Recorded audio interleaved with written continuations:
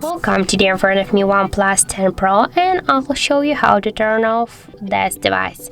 So in order to turn off the phone, we should just press and hold the power button, but you can see that we just activated the Google Assistant. So we can do it by two ways.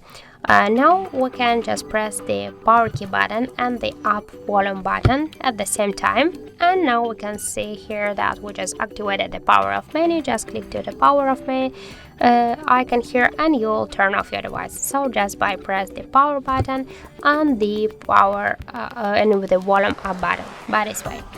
But if you want to just unlink the Google Assistant from here and use the power button only to turn off the device, you should click here into the settings application and then scroll to the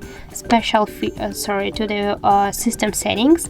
After that, just click here to the power button and click to the press and hold the power button and switch the assistant to power menu.